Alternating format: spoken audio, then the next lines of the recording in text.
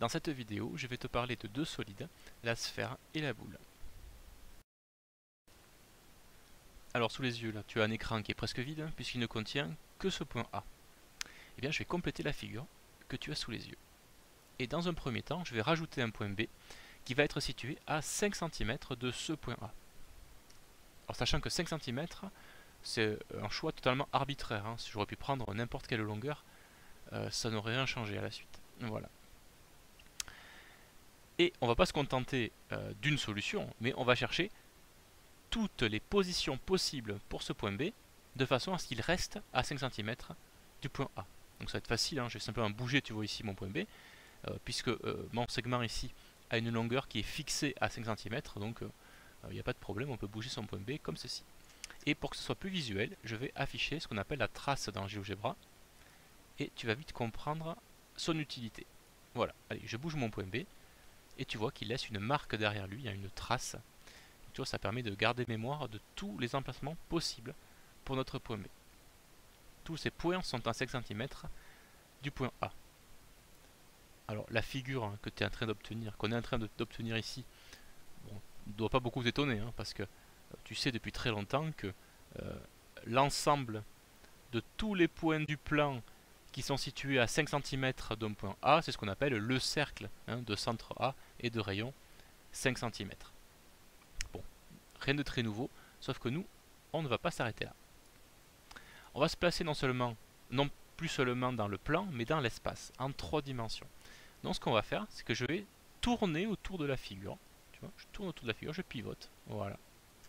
Et j'ai un nouvel angle de vue, dans lequel je vais à nouveau tracer l'ensemble des points B situés à 5 cm du point A, c'est-à-dire je vais tracer un nouveau cercle de centre A. Et voilà d'autres points situés à 5 cm de A. Et je continue, c'est-à-dire je vais pivoter à nouveau, hop, je pivote un petit peu, et je retrace mon cercle de centre A et de rayon 5 cm dans l'angle de vue qu'on est en train d'observer en ce moment. Voilà, et on continue.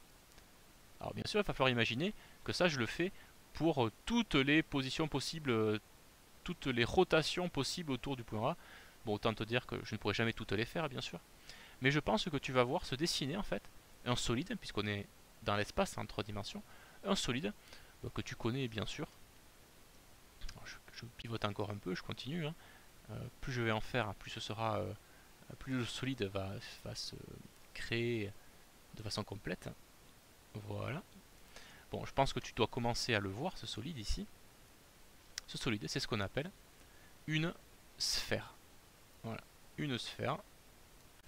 Donc on commence à identifier quand même ici, tu vois. Alors, qu'est-ce que c'est une sphère en fait? Mais ça va être l'ensemble de tous les points de l'espace situés à 5 cm du point A. En tout cas, ce sera notre sphère de rayon 5 cm, ça, et de centre A. Voilà, je pense que tu commences à bien la voir. Alors c'est peut-être pas le mot sphère que tu as eu en tête, quoi, toi qui es arrivé pendant ma construction. Tu connais peut-être solide sous un autre nom. Peut-être tu aurais dit une boule. Tu n'aurais pas eu tout à fait tort.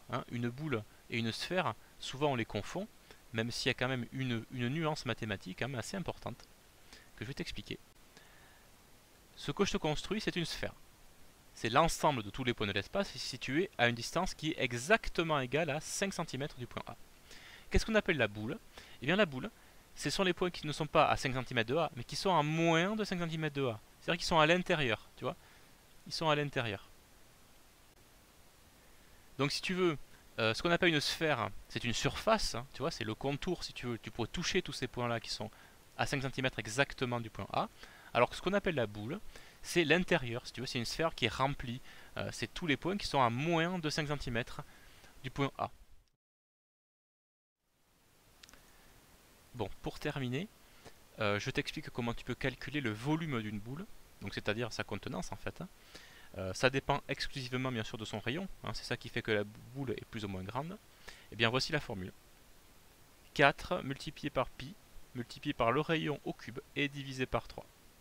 Je te rappelle que le rayon au cube, c'est le rayon exposant 3, ça veut dire qu'on multiplie par le rayon à 3 reprises. Multiplié par rayon et encore multiplié par rayon.